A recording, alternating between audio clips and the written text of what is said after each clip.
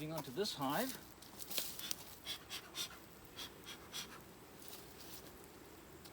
I'm burning pine needles in here, which I really like the amount of smoke it gives, but it burns a little too hot for me. I actually prefer old cotton towels, but I ran out.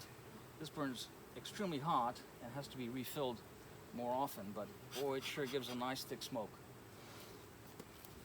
This is an 8-frame wide hive. These are 10. That's the most common. As you can see, it's a little narrower. That's the only one I have like that.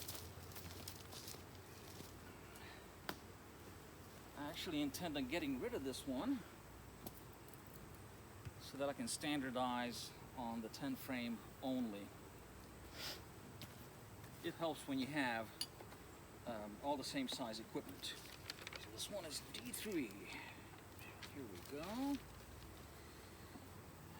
Keep track of what's going on here. I think I forgot to make a note for the previous one. I make a note that I saw the queen, saw the eggs. The brood pattern was good. Defensiveness, 0. Calm, very calm.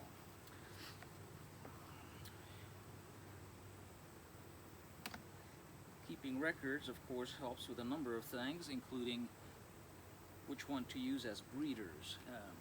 This is a breeder colony here because they usually do a great job of collecting honey, and the queen does a great job laying brood.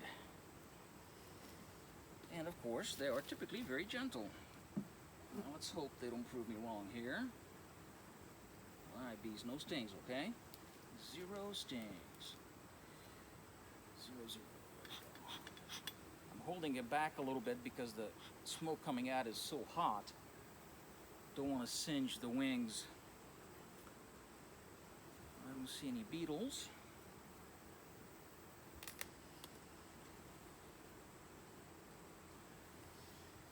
Here we are.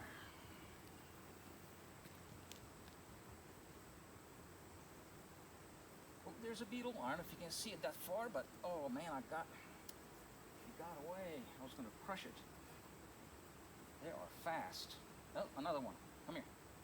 Oh, okay, got it. Crunch.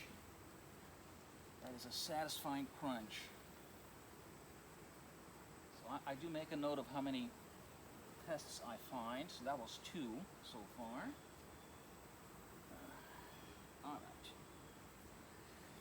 All right. Moving on.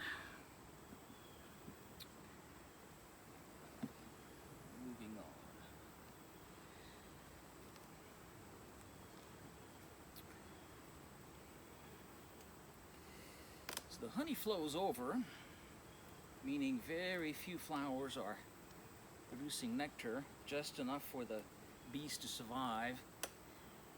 That's why I'm not too concerned about what's in here. I'm not checking for honey because I'm not going to be removing any.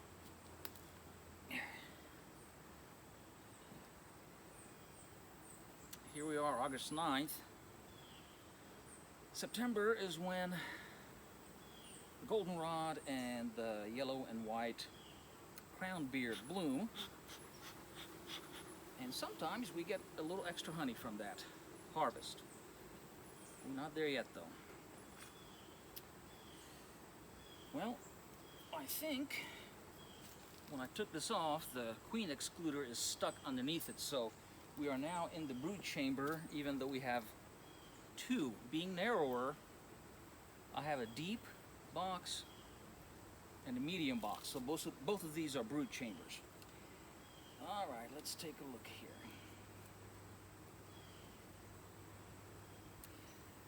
You know, I like these 8-frame boxes for their weight. They are lighter, but then you have to have at least 2 brood boxes, which is more work. So I pretty much decided on staying with the standard 10 frame single brood box, and for the honey boxes using the medium, which is this one here. Keep the weight down. Come on.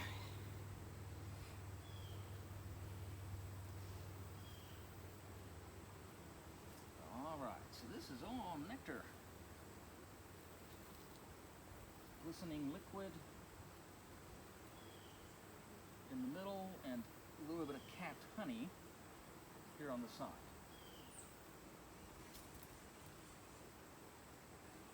Same here. We have queen cups. Now, they tend to make a lot of these. I don't even bother tearing them down. Most beekeepers tell you to tear it down, but honestly, it's a waste of time because they just put it back. Sometimes I check, make sure there's nothing in it, and these are empty.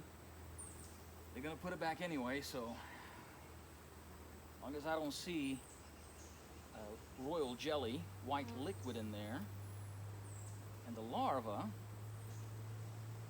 I just leave it alone. Let them practice. All right.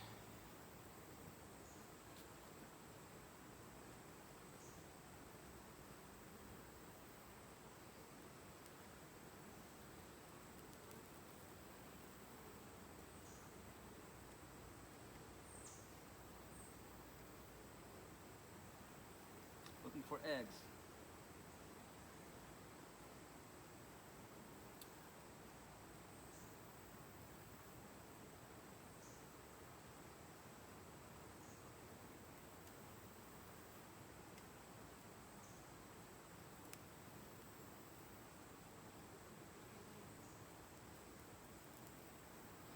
All right, finally found some eggs. You have to tilt these things just right to have the light shine in there to see the eggs.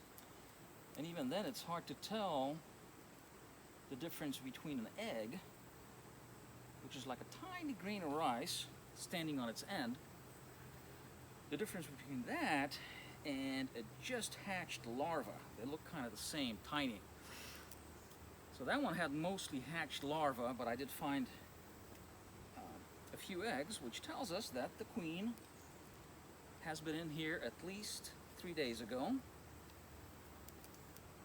And that's as far as I have to go. Now, if I didn't find any in this top box, I would have to take it off and continue looking down in the bottom box. But as it stands, I don't have to spend my time on that. We'll just put it back together. All right, here we go. Watch out, little girls. Don't want to squish you, move. And these bees are terrible about getting in the gap, especially as it's closing.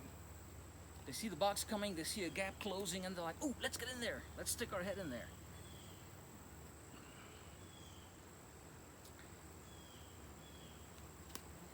All right. Good. And let's see, where's that loose small hive beetle? Where'd you go? Yeah, I got away. All right, we'll get you next time. There's a clump of bees right there. There we go.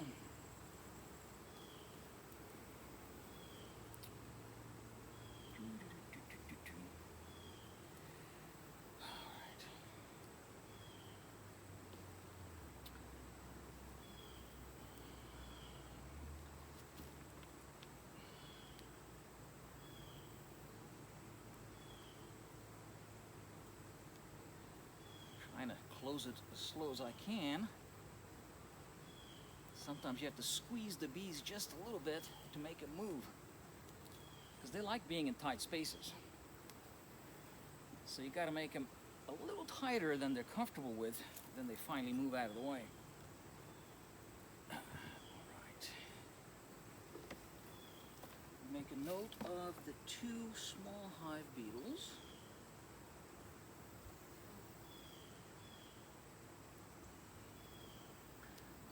Now, I did not see the queen here, which is fine. I saw eggs, and they were a 0 for defensiveness. Very gentle bees. On to the next one.